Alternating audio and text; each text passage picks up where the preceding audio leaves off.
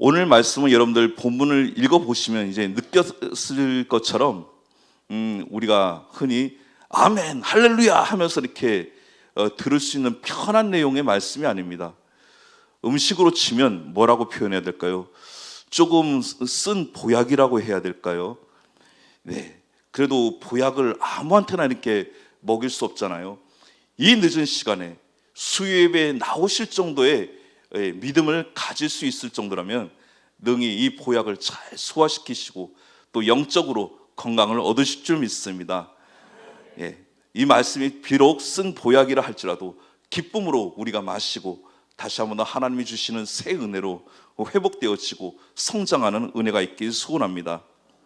오늘 본문 2장은 바울은 하나님의 그 백성이라는 특권의식과 자부심으로 마음을 놓고 있던 유대인들에게 정신이 번쩍 들 만한 그런 메시지를 증거하고 있습니다. 이것이 너무 지나쳐서 사람을 구분할 때도 유대인과 유대인이 아닌 사람으로 구분했습니다. 유대인이 아니면 사람 취급도 하지 않고 당시 이방인은 지옥의 땔감 정도로 생각할 정도였습니다. 사도 중에서 우리가 잘 알고 있는 베드로가 있죠. 베드로는 유대주의가 굉장히 강한 사람이었습니다. 그래서 오죽하면 하나님께서 환상을 보여주셨을까요? 그 율법에 부정한 그 동물들을 보자기에 탁 싸서 이렇게 보여주시면서 이것을 잡아먹으라, 그렇게 환상을 보여주시지 않습니까? 그때 베드로가 그 환상 속에서 이렇게 반응하잖아요. 주님, 저는 주님의 율법을 잘 지키고 이런 부정한 동물들을 먹은 적이 없습니다. 그때 주님이 뭐라고 말씀하셨죠? 하나님이 만드신 것을 부정하다 말하지 말라, 이렇게 환상까지도 보여주셨잖아요. 그런데 베드로는 유대주의를 끝끝내 깨트리지 못했습니다. 성경 군데군데 읽어보면 그가 정말 여러 가지 모양으로 이방인에 대해서 선입견을 갖고 그들에게 적극적으로 나가지 못하는 그런 주저하는 모습들을 군데군데 우리가 살펴볼 수 있습니다. 하나님께서는 이 유대주의에 사로잡힌 자들에게 강력하게 말씀하셨습니다. 심지어 유대인들은 할례를 받았다는 것을 특권으로 언약의 증표로 삼아 예수를 믿으면 무조건 할례를 받아야 된다라고 이방인들에게도 그렇게 강요를 했습니다. 그러나 바울은 거기에 대해서 아주 단호했죠. 할례 자체가 결코 어떤 구원을 결정하지 못한다.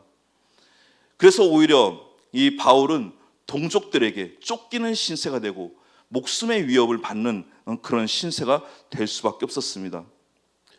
특별히 유대인들은 자신이 하나님을 잘 믿고 있는 것으로 끝나지 않고 다른 사람을 판단했습니다.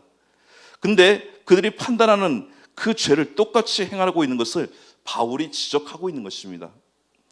우리가 누군가를 판단하기 위해서는 내 자신이 의로워야 되는 거죠. 의인화되어야 되는 거죠.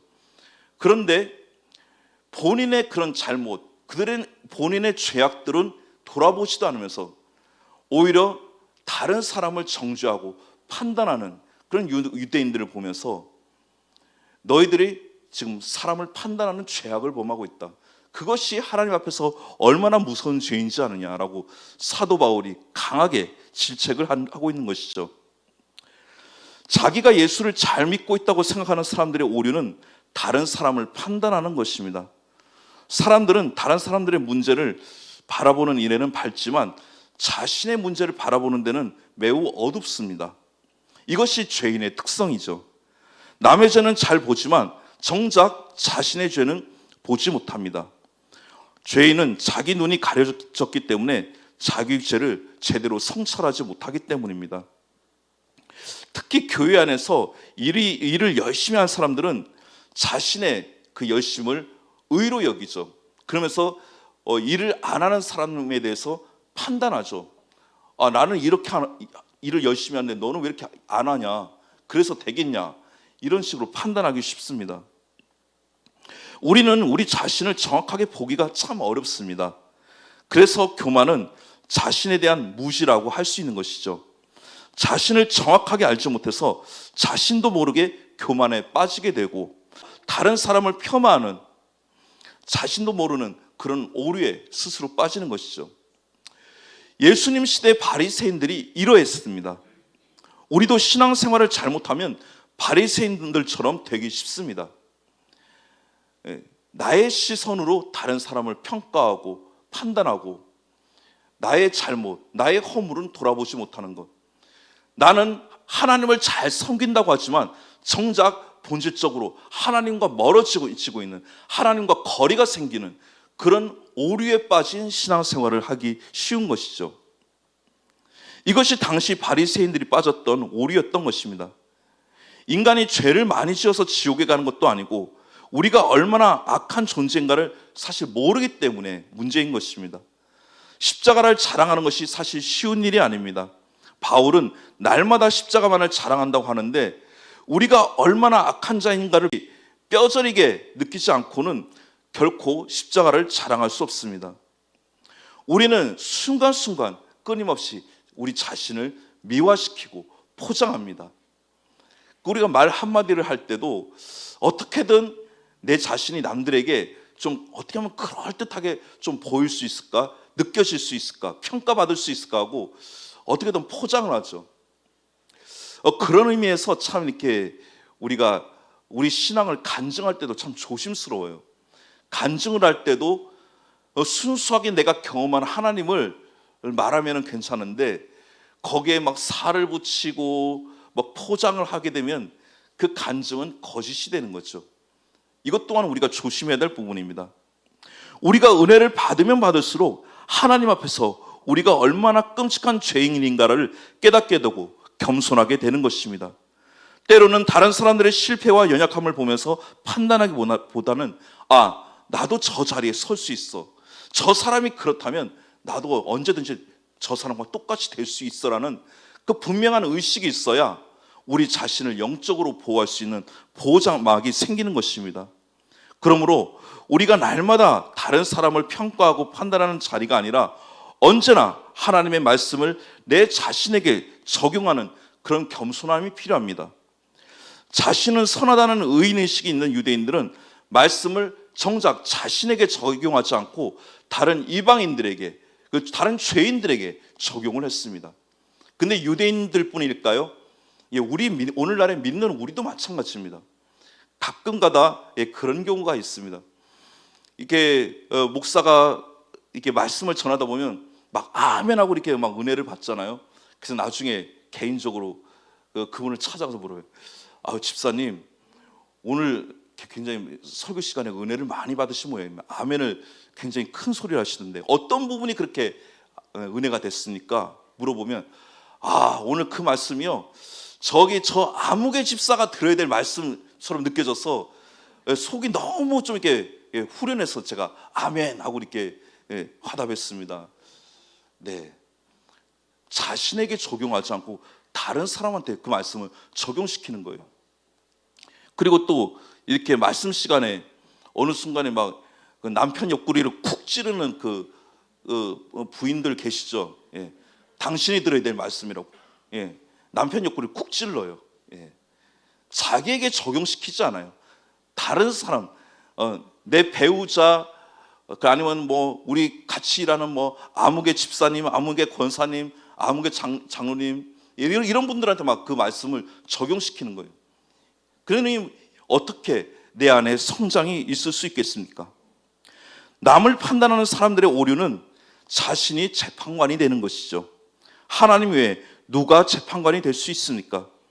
우리에게는 남을 정죄하고 판단할 자격이나 능력이 결코 없습니다. 다른 사람의 실수와 범죄를 볼 때 그것이 나와는 전혀 상관이 없다고 자신 있게 말할 수 있는 사람이 얼마나 될까요? 내가 죄인이 아니라면 다른 사람의 죄를 판단하는 것은 자유입니다. 그러나 사실상 우리는 모두 죄인입니다. 하나님 앞에서는 모두가 똑같은 죄인입니다. 우리가 세상 법적인 시스템에서 어떤 죄를 지어서 재판을 받아야 되는 죄수가 있고 그리고 그 죄수의 죄를 판결하는 판사가 있죠. 자, 우리가 이렇게 볼 때 판사가 더 의롭고 죄수는 잘못됐다 이렇게 생각할 수 있지만 과연 하나님의 관점에서 볼 때 누가 더 의롭고 누가 더 악하다고 말할 수 있을까요? 하나님 관점에서는 그 판사나 죄수나 다 똑같은 죄인인 거예요. 우리가 세상을 살아가면서도 마찬가지입니다. 교사가 있고 학생이 있습니다. 그렇다면 과연 모든 교사들이 다 학생보다 훌륭하다라고 말할 수 있을까요? 하나님의 관점에서는 교사나 학생이나 똑같은 다 죄인인 거죠. 목사와 성도들이 있습니다. 목사가 더 훌륭하고 성도들이 더 이렇게 좀 부족하다고 평가할 수 있을까요? 아니에요. 하나님 앞에서는 다 똑같은 죄인입니다. 마찬가지로 남을 판단하면서도 그 자신의 죄를 짓고 있는 것을 하나님께서 심판하실 것을 말씀합니다. 하나님 앞에서는 누가 더 의롭고 누가 더 낫고 이것은 결코 없는 것입니다. 온전히 십자가 앞에 서게 되면 누구나 다 똑같은 죄인이 될 수밖에 없는 것입니다. 하나님께서는 그렇다고 우리의 죄에 대해서 이렇게 심판하시는 것을 즐기시는 분이 아닙니다. 우리의 죄악에 대해서 하나님께서는 일단은 참으십니다. 기다리십니다. 인내하십니다. 우리가 이미 잘 알다시피 하나님께서는 노아가 방주를 짓는 120년 동안 하나님께서는 심판을 유보시켰습니다. 기다리신 거죠. 제발 지금이라도 정신 차려라. 노아가 방주를 짓는 이 시간 동안 너희들이 지금이라도 정신 차리면 다 살 수 있어. 어쩌면 하나님의 마음이 그랬을 것입니다. 이스라엘이 출애굽할 때 바로의 강팍한 마음을 하나님이 한 번에 끝낼 수도 있었지만 10가지 재앙을 계속해서 내리심으로 그 바로의 마음을 계속 돌이키도록 하나님께서는 기다리시지 않았습니까?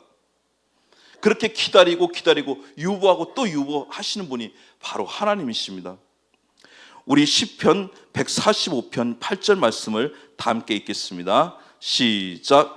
여호와는 의로우시며 긍휼이 많으시며 노하기를 더디하시며 인자하심이 크시도다. 아멘. 그렇습니다. 하나님은 정말 우리를 긍휼히 여기시는 분입니다. 노하기를 더디하신다고 했습니다. 어떻게든 분노하시는 분이 아니에요. 그리고 인자하심이 크시도다. 참으신다는 것이죠. 하나님의 인자하심과 용납하심과 오래 참으심을 오해하지 말고 하나님의 진노를 더 쌓지 말고 돌이키라는 것이죠. 우리 로마서 2장 4절에서 5절 말씀을 다 함께 읽겠습니다. 시작. 혹 내가 하나님의 인자하심이 너를 인도하여 회개하게 하심을 알지 못하여 그의 인자하심과 용납하심과 길이 참으심이 풍성함을 멸시하느냐. 다만 내 고집과 회개하지 아니한 마음을 따라 진노의 날 곧 하나님의 의로우신 심판이 나타나는 그날에 임할 진노를 내게 쌓는도다. 아멘. 하나님이 우리의 죄를 끝까지 참고 기다리시는데 그것을 멸시하지 말라는 거예요. 오히려 하나님께서 참고 기다리실 때 빨리 돌이키고 회개하고 하나님의 그 편에 서라는 말씀이죠. 그래서 본문은 유대인이냐 이방인이냐가 아니라 누구든지 그 행위에 따라 하나님의 심판하실 것이라고 말씀하고 있는 것입니다. 오늘 본문 우리 2장 11절 말씀을 다 함께 읽겠습니다. 시작. 이는 하나님께서 외모로 사람을 취하지 아니하심이라. 아멘. 우리가 외적으로 좀 더 특별하다고 하나님이 좀 더 잘 봐주시고 이런 개념이 아닙니다. 자, 여기에서 외모라는 것은 국적이나 신분, 그 사람의 학력, 그 사람의 스펙, 그 사람의 커리어를 상징하는 것이죠. 그걸로 하나님이 절대 평가하지 않으신다는 거예요. 이와 비슷한 말씀이 사무엘상 16장 7절에도 있지 않습니까? 이제 사무엘이 사울의 뒤를 이어서 새로운 그 왕위를 계승할 사람들을 이제 고르기 위해서 이새의 형제들을 쭉 살펴보는데 이제 사무엘은 역시나 사람인지라 그 다윗의 형들의 외모에 저 정도면 괜찮을 것 같은데 저 정도면 될 것 같은데 이렇게 결단을 내리려고 할 때 하나님께서 말씀하시잖아요. 나 여호와는 외모를 보지 않고 중심을 보는 하나님이시라고 하나님께서 강하게 말씀하지 않습니까? 이것은 무엇을 의미할까요? 사람의 판단, 사람의 평가는 결코 정확하지 않다라는 거예요. 우리는 인생을 살아가면서 수많은 평가와 수많은 판단을 받고 살아갑니다. 특히 언제요? 직장에 취업할 때 뭐 이력서도 내고 자기소개서도 내고 또 내가 이게 보여줄 수 있는 내용에 최대한 그 보여줄 수 있는 내용을 다 서류화 시켜가지고 제출하고 면접도 보고 시험도 보지 않습니까? 예. 그런데 그 회사의 기준에 맞지 않으면, 그 직장의 기준에 맞지 않으면 떨어져요. 그 사람이 잘났고 못났고를 떠나서 직장이 원하는 그 기준에 부합되지 않으면 떨어지는 거죠. 그래서 저는 제 주변에 이렇게 취업 시험에 이게 낙방한 분들을 보면 이렇게 격려합니다. 이봐요, 그 직장이 당신을 제대로 못 알아봐서 그래. 진국 같은 당신을 제대로 못 알아보고 그 직장의 이상한 그 평가 기준으로만 평가하다 보니까 당신을 그냥 놓친 거야. 나중에 그 직장 엄청 후회할 거야. 이런 식으로 저는 위로를 합니다. 그렇죠. 우리는 인생을 살아가면서 그런 식으로 평가받고 그런 식으로 판단을 받죠. 그러나 분명히 오늘 성경 말씀에서 말씀하고 있습니다. 사람의 평가는 한계가 있고 정확하지 않다라는 것을 오늘 분명히 말씀하고 있습니다. 하나님은 공정하신 재판관이죠. 사람은 혈연, 지연, 학연으로 온전한 판단을 할 수 없지만 하나님은 유대인이나 이방인이나 공정하게 평가하시고 심판을 하십니다. 유대인들은 그들은 날마다 자신들이 아브라함의 후손이라는 것을 얼마나 많이 우려먹습니까? 그런데 그것으로 그들이 결코 의로워질 수 없다라고 하나님께서는 사도 바울을 통해 명백하게 말씀하고 있는 거죠. 우리도 그럴 때 있지 않습니까? 우리 집안이 신앙의 내가 3대째야, 내가 4대째야, 내가 5대째야. 이렇게 그게 뭐가 중요합니까? 내가 하나님 앞에 바로 서 있는 것이 중요하지, 뭐 내가 신앙의 3대고 4대고 5대고 그것이 무엇이 중요할까요? 다 소용없는 것입니다. 우리 로마서 1장 16절 말씀을 다 함께 읽겠습니다. 시작. 내가 복음을 부끄러워하지 아니하노니 이 복음은 모든 믿는 자에게 구원을 주시는 하나님의 능력이 됨이라. 먼저는 유대인에게요 그리고 헬라인에게로다. 아멘. 자, 여기서 구원의 조건이 분명하게 명시되고 있습니다. 모든 믿는 자라고 명시되고 있죠. 내가 뭐 아브라함의 후손이야 필요 없습니다. 내가 뭐 신앙의 3대째다 4대째다 5대째다 다 필요 없습니다. 그분을 믿는 자만이 구원을 받을 수 있다라고 분명히 말씀하고 있습니다. 유대인들이 하나님의 택함을 받았다는 것은 얼마나 무서운 하나님의 심판 위에 서 있는 것인지 모릅니다. 우리가 분명히 기억해야 됩니다. 우리가 죄에 대해서 몰라서 심판을 받는 것과 죄를 알면서도 그 죄를 지어서 심판을 받는 것과 차원이 다른 것입니다. 우리는 이미 복음을 들었습니다. 하나님의 자녀가 되었습니다. 그럼에도 우리가 죄인들과 똑같이 그 모습 그대로 살아간다면 여기에 대해서 하나님께서 엄청나게 책임을 물으실 것이라는 것입니다.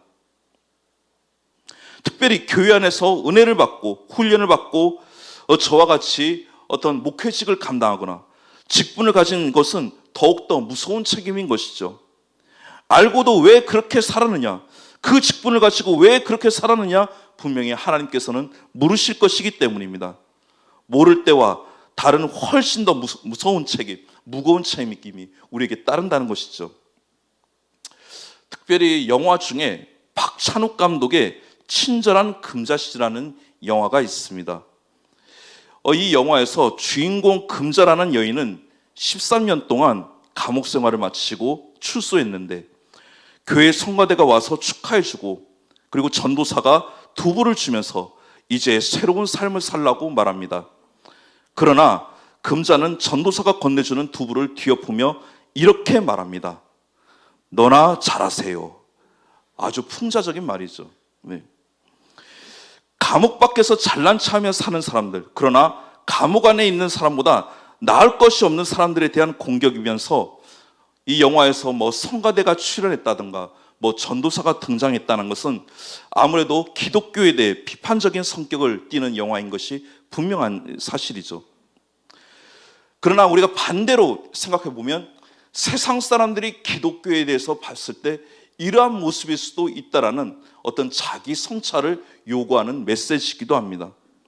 굉장히 의인인 것처럼 수준이 높은 것처럼 다른 사람들과 구별되어 살아가는 것처럼 말하지만 세상 사람들과 별반 다를 게 없다는 것이죠. 감옥 안에 있는 사람은 들킨 죄인, 감옥 밖에 있는 사람은 안 들킨 죄인일 수도 있는 거예요.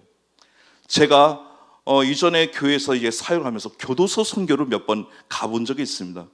그래서 교도소에서 수감자들을 만나보면은 뭐 별반 저희와 다를 바가 없어요. 평범해요. 아주 평범해요.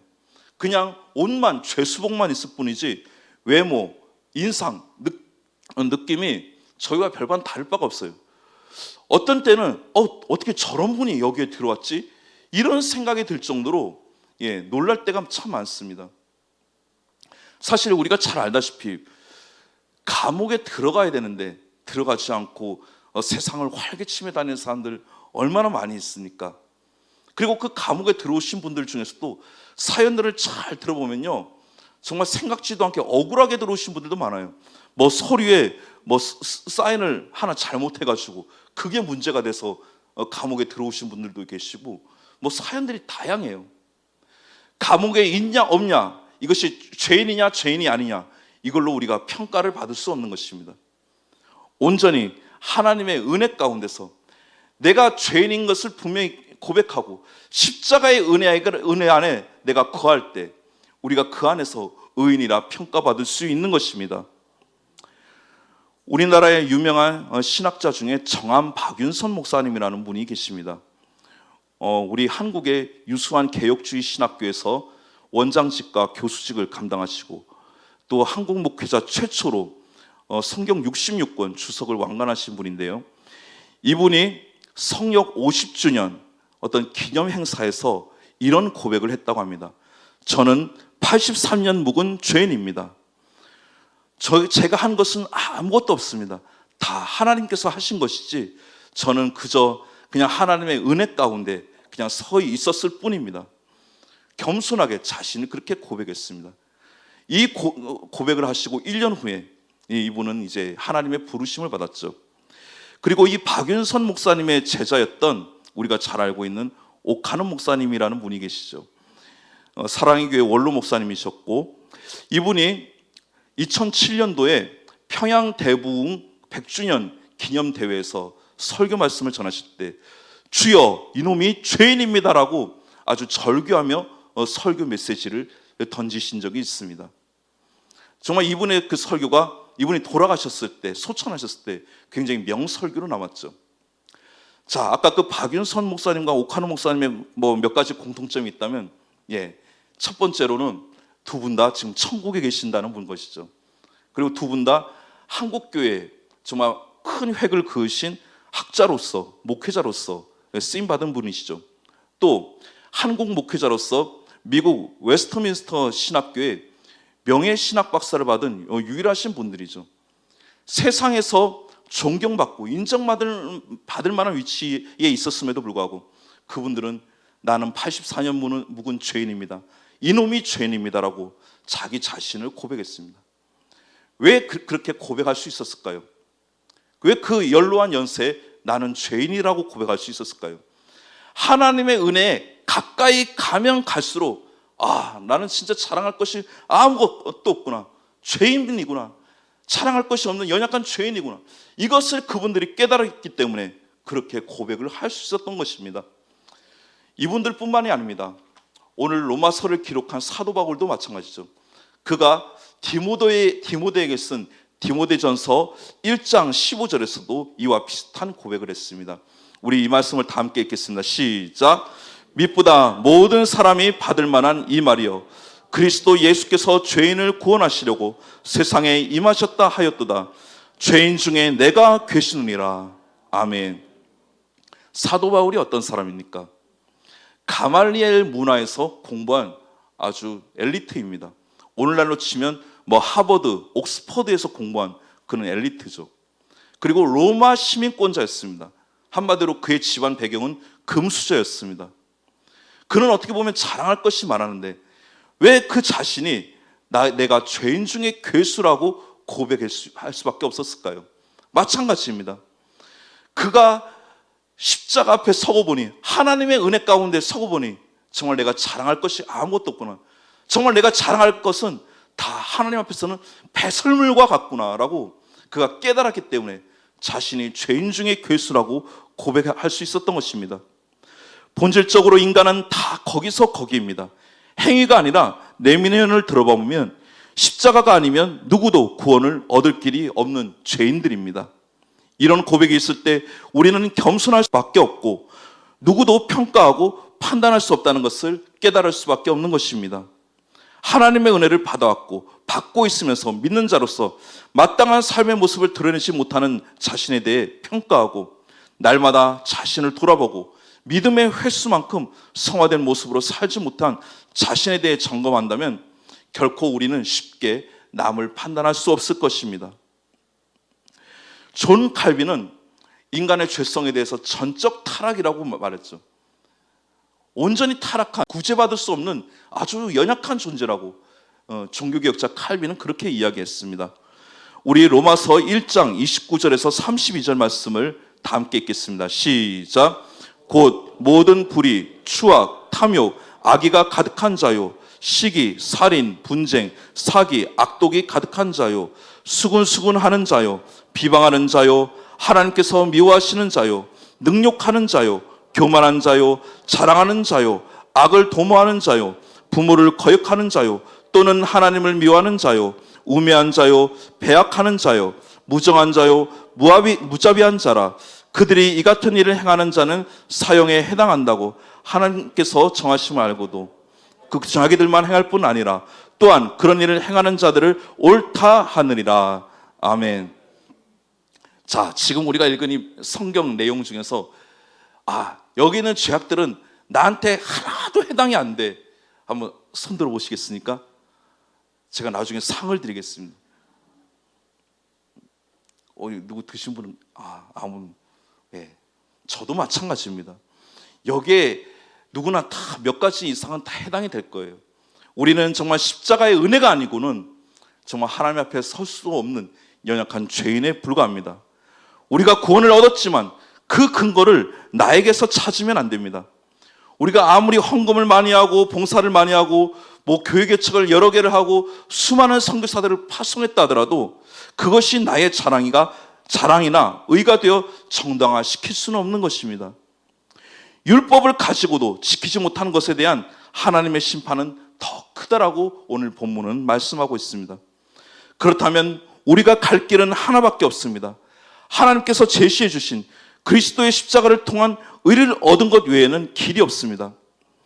그러므로 우리가 예수를 믿으면 믿을수록 우리가 얼마나 더 나은 사람이 되느냐가 이게 목표가 아니라 얼마나 하나님 안에서 더 겸손해지느냐가 이것이 목표가 되어야 됩니다. 우리 안에는 이미 죄성이 있기 때문에 나아질 수가 없어요. 나아질 수 있다는 희망을 일찌감치 버리시기 바랍니다. 온전히 우리는 하나님의 은혜 안에서 더 겸손해지고 나의 모습을 낮추는 것이 우리가 인생을 살아가면서 이것이 최대의 과제인 것입니다. 죄인이라는 사실을 인정할 뿐만 아니라 우리에게는 눈꽃만큼도 구원을 얻을 만한 것이 없다는 사실을 깨닫는 것이 이것이 진정한 은혜인 것이죠. 그때 우리에게는 남을 판단하고 정죄할 자격이 없고 남을 평가할 만한 실력도 없다는 것을 우리는 깨달아야 될 것입니다. 사랑하는 여러분, 이제 말씀을 맺도록 하겠습니다. 언젠가 하나님의 심판이 우리에게 임하는 날이 올 것입니다. 하나님께서는 절대로 외모로 판단하지 않으십니다. 그러므로 인간이 만든 잘못된 의로는 하나님의 심판을 면할 수가 없습니다. 인간이 만든 가면이나 자랑은 하나님 앞에서 전혀 의미가 없습니다. 쓸데가 없습니다. 육에서 난 것은 육이기 때문입니다. 심판날에 인간의 모든 공력은 불에 다 사라질 것입니다. 우리는 말씀을 지키려고 애를 쓰면 쓸수록 자신의 한계와 연약함을 깨닫는 것이 그것이 정상인 줄 믿습니다. 오히려 그 연약함으로 말미암아 십자가의 은혜를 붙들 때 그것이 나에게 진정한 축복이 되고 나의 진정한 은혜가 되고 나의 진정한 능력이 될 줄 믿습니다. 혹이라도 지금까지 내가 판단하고 살아왔다면, 누군가를 평가하고 살아왔다면 이제 그 판단의 시선을 다른 사람이 아닌 내 자신으로 돌릴 수 있길 바랍니다. 그래서 정말 나는 하나님의 은혜가 아니고는, 십자가가 아니고는 나는 구제받을 수 있는 방법이, 그 길이 아무것도 없구나. 우리 자신을 다시 한 번 더 성찰하며 다시 한 번 더 십자가 앞에 나아가 우리 자신을 겸손히 낮추는 저와 여러분이 될 수 있길 주님의 이름으로 축복합니다. 하나님만의 은혜임을 붙잡고 은혜를 받은 만큼 더 책임 있는 자로 하나님의 말씀에 따라 살아가기를 축복합니다. 그래서 언제나 자신을 살피고 주님의 은혜에 사로잡혀 살아가는 은혜가 있기를 주님의 이름으로 축복합니다.